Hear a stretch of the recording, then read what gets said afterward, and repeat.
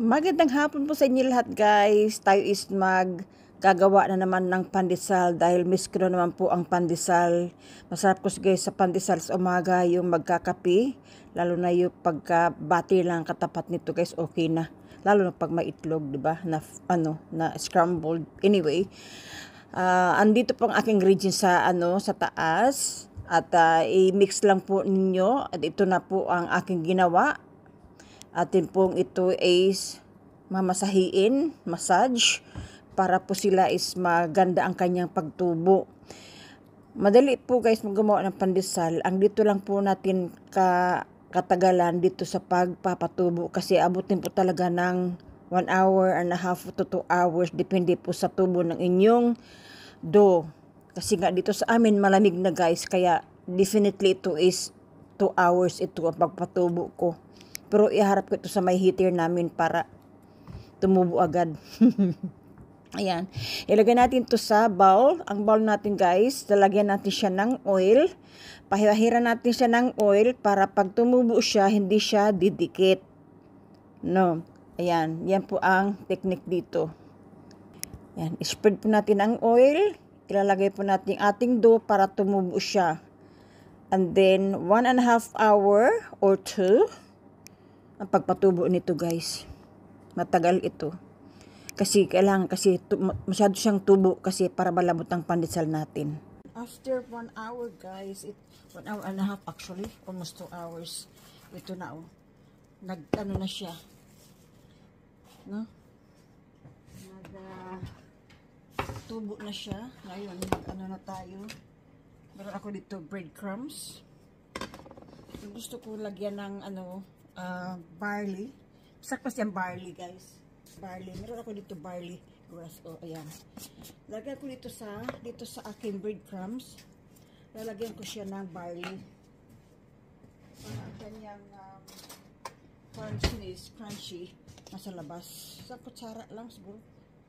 Yan. Ihalo na lang dito sa breadcrumbs ang barley. Para ang kanyang crunch na sa labas ng ating pandesal. Lagyan mo natin ang asin siya dyan. Ngayon, ayan, ganito lang talaga siya. Oh.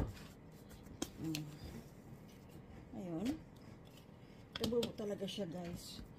Pero ito, papatubuhin pa natin bago ito ilagay sa ating oven. Gusto ko talaga ng pag gusto ko talaga ng tinapay, gagawin ko lang yan. Kasi malayo dito ang tindahan. Dito lang gumawa ako guys. Yan. Dito lang, okay lang yung maliit-liit ng konti. Okay lang yan. Tapos, ano natin dito sa ating barley. Ganyan. O.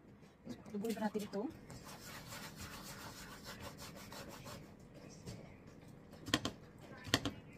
Barley pandesal ito guys. After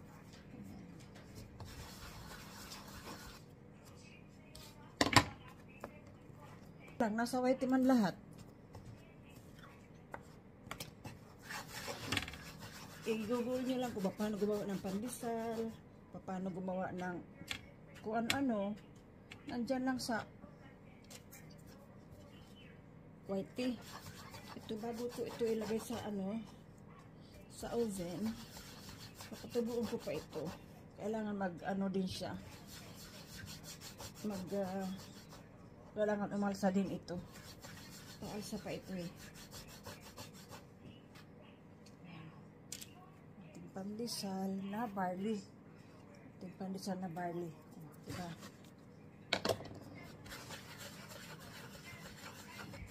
Tuloy natin ito. Ito lang ito. Ito guys is ano lang to, 3 cups. Yan. Itatabi ko ito kasi magagamit ko ito for next time. Nalagay sa ating pandesal, ang ating barley pandesal. Ito is papatubuin pa natin ito uli. No, lalagyan natin ito ng plastic o wrap. Kailangan siya is tumubo uli. Yan. I'll see you a bit later. At tumubo na, ilagay natin sa oven. Yan nga po guys, tumubo na po ang ating barley pandesal. Ngayon, papasok na natin ito sa ating oven. Naka-on na po ang ating oven ng 180 degrees, whatever you call it. Yan, open oven. Ipasok na po natin ito sa ating oven.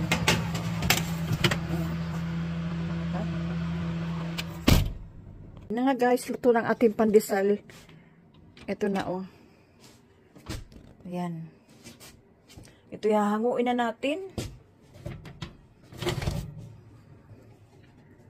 Ito ang aking barley pandesal guys. Nako, ang sarap nito. Ayan. Oh, ang lambot niya oh. Ang lambot ng ating pandesal guys oh.